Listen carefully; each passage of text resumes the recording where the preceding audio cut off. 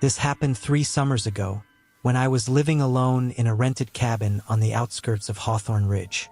I'd taken the place for cheap because the owner warned it was isolated. That was the point.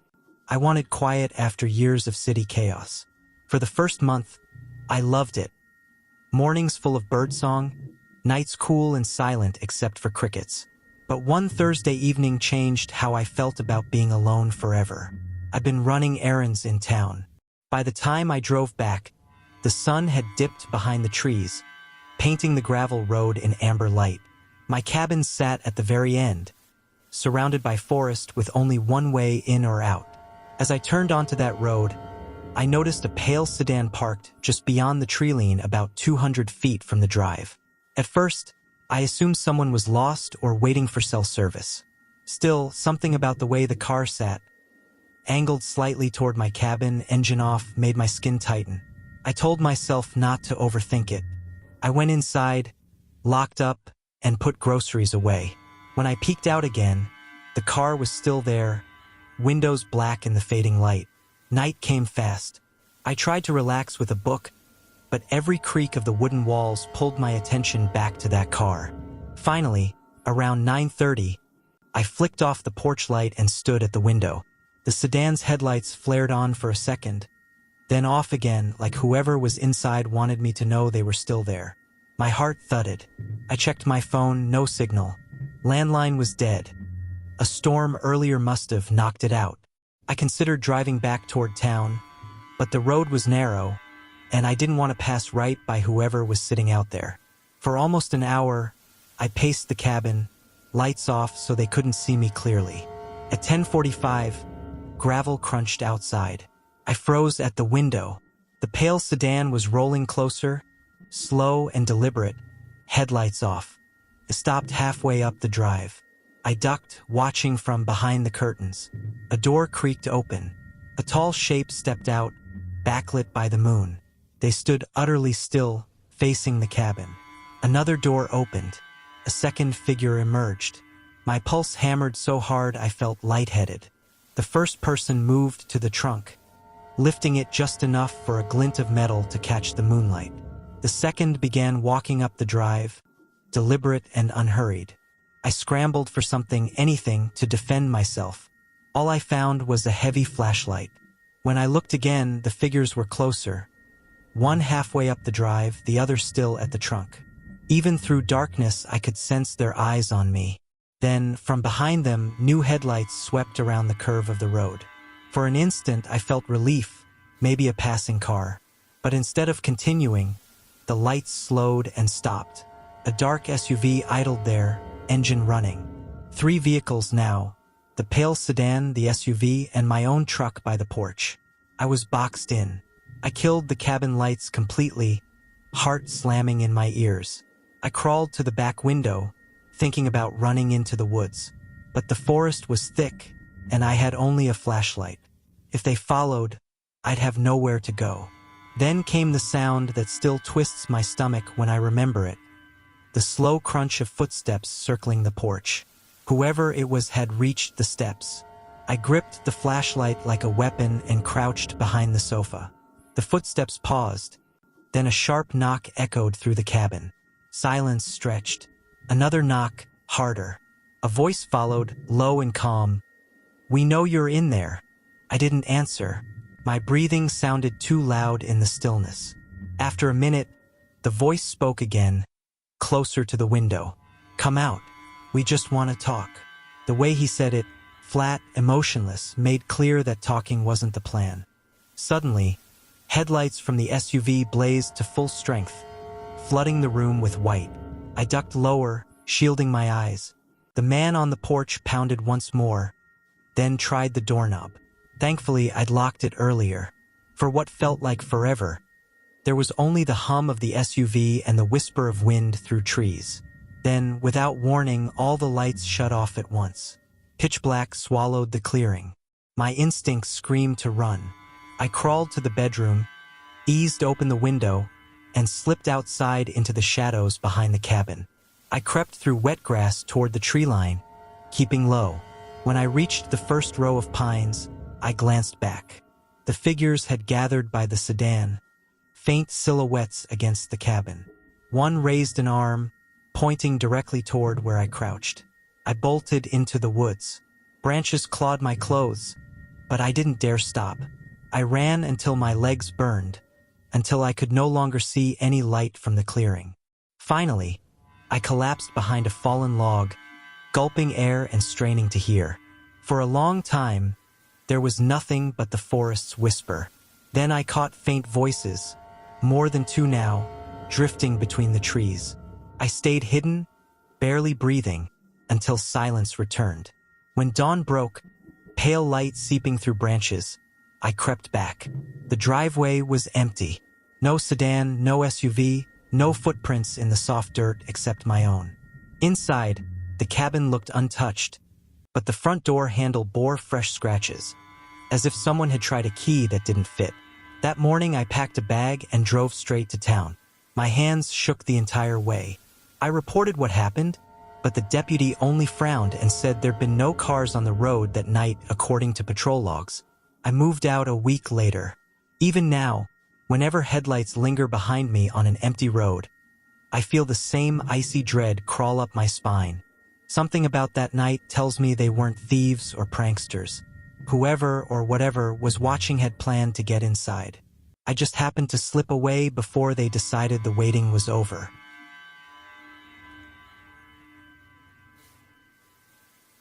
My wife Meredith and I were driving home from a wedding last winter, cutting through the desolate stretch of road between Ashford and Black Hollow. It was close to midnight, and a heavy fog had settled over the hills, making the highway look like a tunnel carved from smoke. We were already uneasy because our phones had no signal for nearly an hour. Around 12:15 a.m., the gas gauge dipped close to empty. The last station we'd passed had been 20 miles back, so when a glowing sign appeared through the mist, Black Hollow Gas Stop, open 24 hours, we both exhaled in relief. The building looked like something from the 1970s. Flickering fluorescent lights, a cracked concrete lot, and a single pump under a rusted awning. A crooked sign above the door buzzed faintly. We pulled in, headlights cutting through the swirling fog. Inside, the air smelled faintly of damp wood and something metallic. The aisles were narrow, lined with dusty snacks and faded magazines. Behind the counter sat an older man with a weathered face and a blank stare. His name tag read Edgar in crooked letters. "Evening," I said, trying to sound casual. He nodded once, eyes flat as he handed me a pump key. "Fill up quick," he said. "Fog's thick tonight." I shrugged it off, though his tone sent a tiny ripple of unease through me. Meredith stayed inside browsing for a drink while I went out to the pump. The fog had grown heavier, muffling the world. As I filled the tank, I noticed movement beyond the edge of the lot. A shape flickered between the trees, too far to see clearly. I assumed it was an animal. Then I felt eyes on me. A figure stood just past the pump light, half hidden by fog. Tall, thin, wearing a hooded jacket. I couldn't make out a face. They didn't move, didn't speak. I called out, "Can I help you?" Silence. The figure turned slowly and melted back into the mist. My pulse spiked, but I forced a laugh, telling myself it was nothing. When I went back inside, Meredith was at the counter paying for a bottle of water. Edgar's eyes were fixed on the front window. "Someone's out there," I said, trying to keep my voice low. He didn't look at me. "Best get back on the road soon." Meredith glanced between us, uneasy. We left, climbing into the car. As I pulled out, I glanced in the rearview mirror. There, in the fog behind the station, were three figures now, all tall, all motionless, just beyond the edge of the light. I hit the gas. The road ahead was empty, a single dark ribbon through endless fog. After a mile, Meredith said, "Did you see them?" "Yeah," I admitted, hands tight on the wheel. "Probably locals messing around." But she didn't look convinced. We drove another 10 minutes. The fog thickened, swallowing the road's shoulders. Then I saw headlights appear in the mirror, two faint orbs, far back but gaining. At first, I was relieved. Another car meant civilization. But something about the lights felt wrong. They stayed at the same distance no matter how fast I went, weaving slightly side to side. Meredith whispered, "Paul, I don't like this." I pressed harder on the accelerator. The lights matched my speed. Then another pair appeared from the fog ahead, parked sideways across the road. I slammed the brakes. The tires screeched against damp pavement. We skidded to a stop 20 feet from the vehicle. An old pickup, rust eating the sides. Its headlights burned through the haze. "Reverse," Meredith hissed.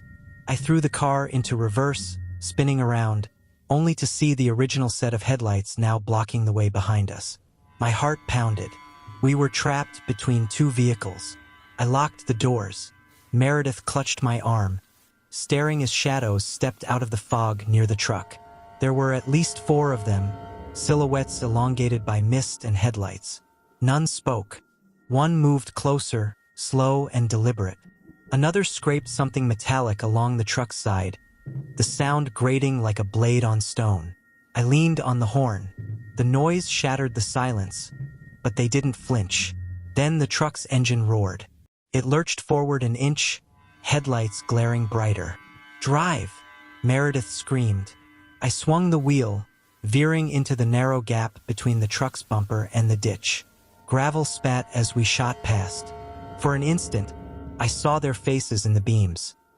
Pale, smeared with something dark. Maybe dirt, maybe blood. Their eyes were wide and glassy, like dolls. We sped down the twisting road, fog clawing at the windshield. Behind us, the headlights followed, weaving wildly. We drove blind for miles until the fog thinned near a cluster of streetlights.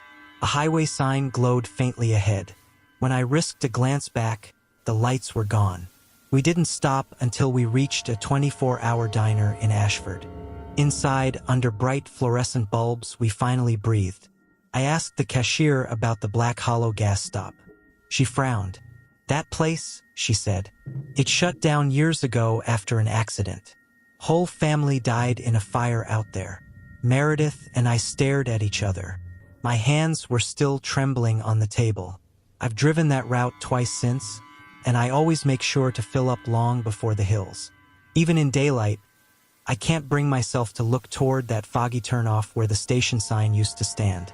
Whatever those figures were, they weren't pranksters.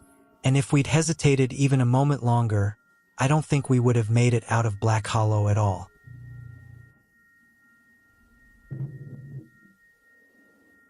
I used to work the night shift at a small hotel in Raven Pines, and this happened about a year ago. I still think about it all the time because it freaked me out so badly. I don't know what that man's plan was or what he really was, and it makes me sick when I remember how long he'd been there without me realizing he wasn't supposed to exist. The hotel was old, a 3-story stone building tucked off the highway with maybe 40 rooms in total. It wasn't a busy place. On weeknights, only a dozen or so rooms were ever filled. I worked from 10 p.m. until 6 a.m.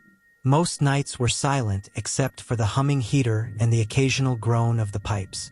That suited me fine. I sat behind the front desk, did paperwork, checked cameras, or sometimes streamed videos on my phone if it was truly dead. The lobby was small. A front counter, 2 cracked leather couches facing a dusty TV, and vending machines glowing faintly in the corner.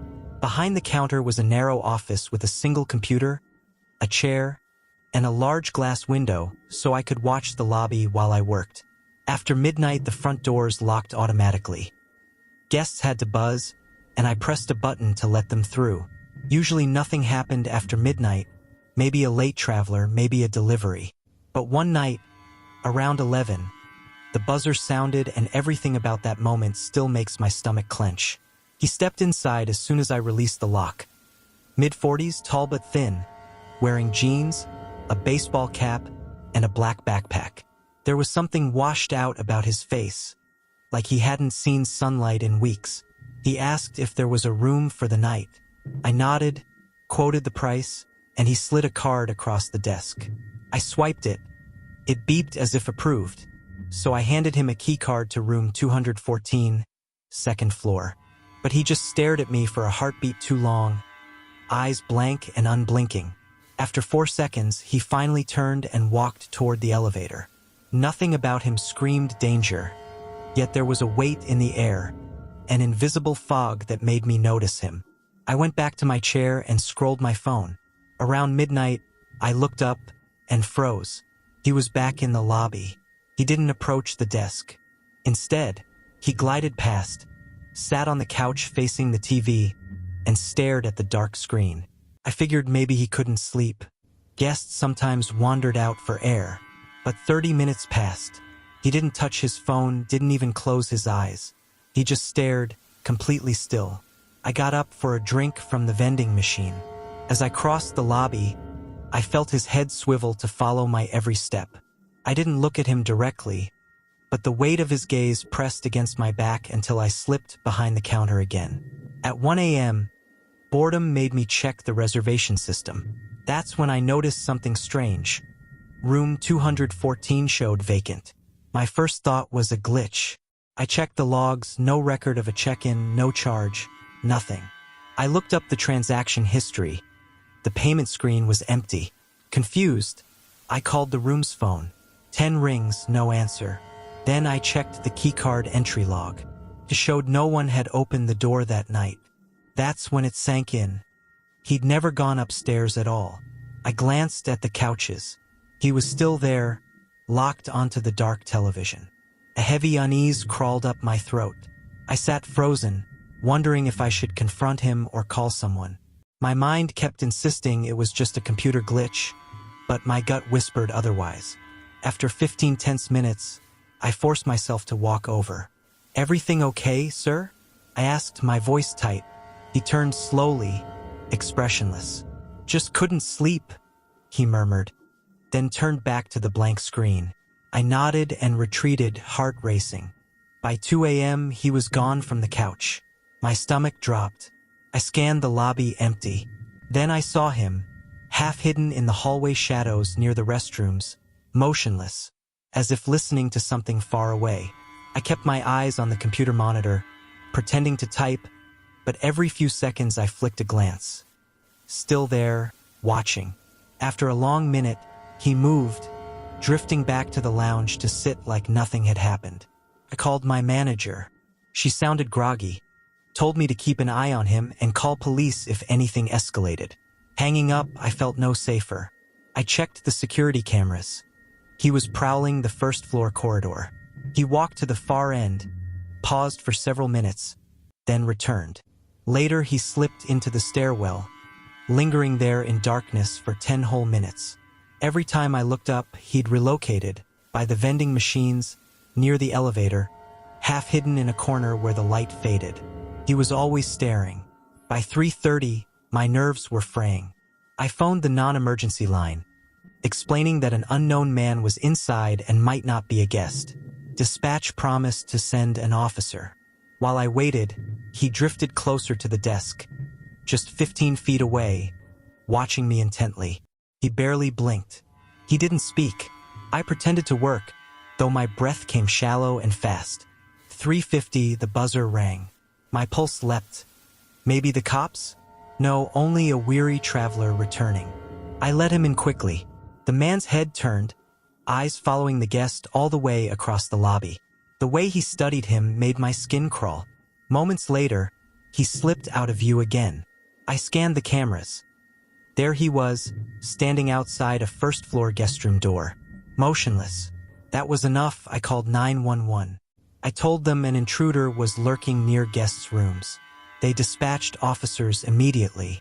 I stared at the monitor, watching him remain at that door for 3 minutes before he slowly turned and drifted back toward the lobby. This time he approached the desk directly, leaning in far too close. "Any food?" he asked, voice low and rasping. "There are vending machines over there," I said, trying to keep steady. A thin smile flickered across his face. Then he moved away, shadows swallowing him near the couch again. At 4:10, 2 uniformed officers arrived. I buzzed them in, gesturing toward the lounge where he sat, hands folded like a guest waiting for breakfast. They spoke quietly with him, asked for identification. After a tense exchange, they led him outside. One officer returned to tell me the truth. The man wasn't a registered guest. The credit card he'd given me was stolen. He had no luggage, no reservation. He'd been pretending just to gain access. They were charging him with trespassing and possession of stolen property. When they left, I sat trembling until dawn. Every flicker on the monitor made me expect his pale face to reappear. What unsettled me most wasn't just that he'd been inside for hours, wandering silently through halls and standing outside guests' rooms. It was that he had never planned to leave on his own. He was waiting, perhaps for me to stop watching, perhaps for some darker signal I'll never understand. That night changed the way I see empty lobbies, dark hallways, and strangers with blank eyes. Even now, when I pass room 214 during daylight cleaning rounds, I swear I feel the air grow colder.